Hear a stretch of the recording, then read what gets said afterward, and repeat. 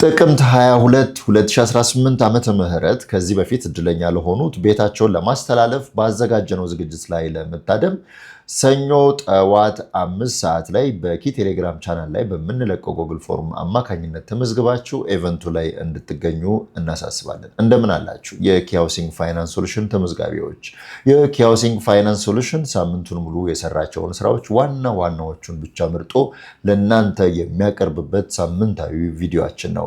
በዚህ ሳምንትም በመግቢያ ላይ እንደገለጽኩት ጥቅምት 22 ቤታቸውን ለምናስረክባቸው እድለኞቻችን ባዘጋጀነው መርሃ ግብር ላይ ተመዝግባችሁ እድላችሁን በመጠባበቅ ላይ የምትገኙ የኪ ቤተሰቦች በቦታው ተገኝታችሁ እናንተም ነገ ቤታችሁን ስትረከቡ የሚመስለውን ኢቨንት እንድትታደሙ ከዛም አልፎ ተርፎ ተስፋችሁን እንድታድሱ እንዲረዳችሁ ሰኞ ዕለት ጥቅምት 17 ከጠዋቱ 5 ሰዓት ጀምሮ በኪ የቴሌግራም ቻናል ላይ በምንለቀው ጉግል ፎርም አማካኝነት በመመዝገብ በቦታው ላይ ለመገኘት የሚያስችላችሁን ትኬት ከዋና ቢሮ ተደውሎላችሁ እንድትወስዱ ይሆናል ማለት ነው።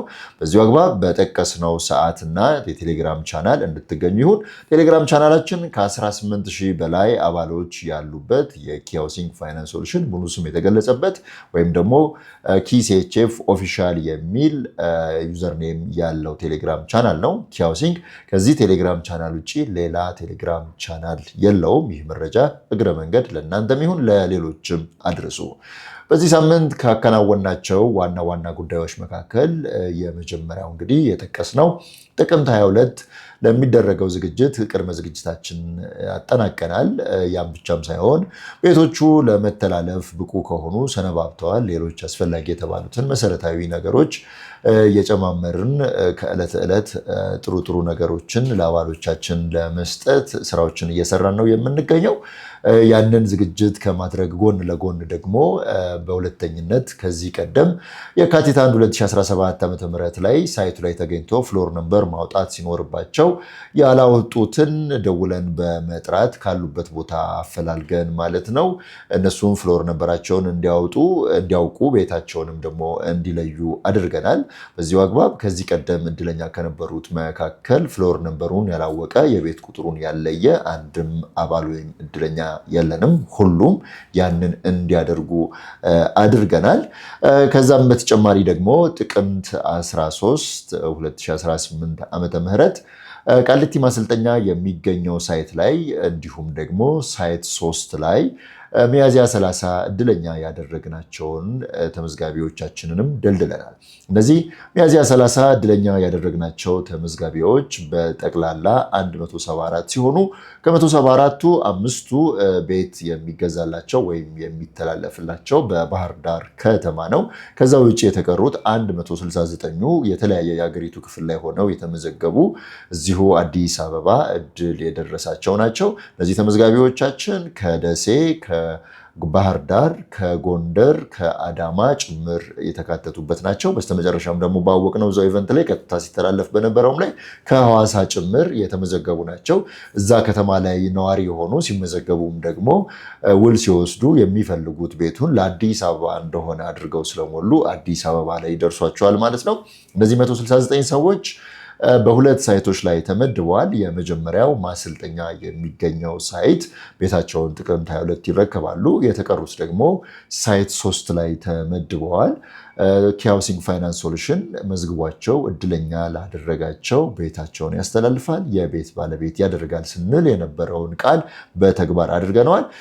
ጥቅምት 13 ከዚህም በተጨማሪ ቃሊቲ ማሰልጠኛ ላይ ለተመደቡት ከነዚህ 169 ሰዎች መካከል ማለት ነው ፍሎር ነንበራቸውና የቤት ቁጥራቸውንም እዛው እንዲለዩ አድርገናል። በኪ አሰራር መሰረት የተለያየ አካል ጉዳት ያለባቸው የጤና እክል ወይም ችግር ያለባቸው ግለሰቦች ደግሞ ፍሎር ነምበር እጣ ሲወጣ ኮንሲደር ይደረግላቸዋል ባልነው መሰረት የዛን ዕለት ይህንኑም ስራ አድርገናል። በሚሊተሪው አገልግሎት የነበሩ እንደዚሁም ደግሞ በህመም ምክንያት ከፍ ያሉ ደረጃዎችን መውጣት ለማይችሉት እድለኞቻችን በመመሪያው መሰረት አስተናግደናቸዋል ማለት ነው። ይህ በባለፈው ሳምንት ውስጥ ከተከናወኑት ዋና ዋና ጉዳዮች መካከል ግንባር ቀደሙ ነው። ሌላኛው ከነዚሁ 174 ሰዎች መካከል በባህር ዳር ከተማ እድለኛ ለሆኑትና ቤታቸውን እዛው ለሚረከቡትም የነሱንም የግዢ ሂደቱን ጀምረናል። በባህር ዳር ከተማ ለሚገኙት ቤታቸውን በቅርቡ ለማስተላለፍም ደግሞ ይህንኑ ዝግጅት እያደረግን እንገኛለን። በባለፈው ሳምንት ውስጥ ያከናወንነው አንድ ትልቁ የሚባለው ይሄ ነው። ሌላኛው በምዝገባ ላይ እንደመሆናችን መጠን ምዝገባም እያከናወን ነው የምንገኘው። ምዝገባ በምናከናውንበት ወቅት ግን አንድ ያየነው ወይም ደግሞ የታዘብነው ነገር በተለያዩ መንገዶች የምንሰራቸው የማርኬቲንግ ፕሮሞሽን አድ ስራዎች አሉ። እነዚህ ስራዎች በቲቪ በሶሻል ሚዲያ በዋናነት ይጠቀሳሉ። ከነዚህ የማርኬቲንግ መንገዶቻችን ባልተናነሰ በርካታ ቁጥር ያላቸው ሰዎች መጥተው እየተመዘገቡ የሚገኙት የኪ ተመዝጋቢ የሆኑ የኪ አባል የሆኑ ደንበኞች በሚነግሯቸው መረጃ መሰረት የሚመጡት ቁጥር ግማሽ በግማሽ ነው።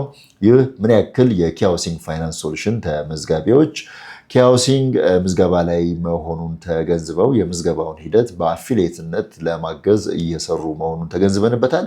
እነዚህ ከተመዝጋቢዎች መረጃ ሰምተው እየመጡ የሚገኙት አዲስ ተመዝጋቢዎች አብዛኞቹ ሙሉውን መረጃ ቀድመው ከነዛው ተመዝጋቢዎች ሰምተው ነው የሚመጡት። ለዚህም ተመዝጋቢዎቻችን ሆናችሁ ወይም ደግሞ ተመዝጋቢም ሳትሆኑ አፊሊየት በመሆን አብራችሁን ለምትሰሩት ቤተሰቦቻችን ላቅ ያለ ምስጋናችን እናቀርባለን። ለዛም ነው ኪ ሃውሲንግ ፋይናንስ ሶሉሽን ኪ አፊሊየት ፕሮግራምን ቀርጾ እየሰራ የሚገኘው። ይህንንም ተከትላችሁ አብራችሁን ስላላችሁ እናመሰግናለን። በስተመጨረሻ የዛሬ ሳምንት ቅዳሜ ጥቅምት 22 በምናደርገው የቤት ማስተላለፍ መርሃ ግብር ላይ የምናስጀምረው አዲስ ካምፔን አለ። የዚህ ካምፔን አካል በመሆን አብራችሁን እንድትሰሩ ጥሪ እናቀርባለን። ከወዲሁ መልካም ሳምንት ይሁንላችሁ። ቻው።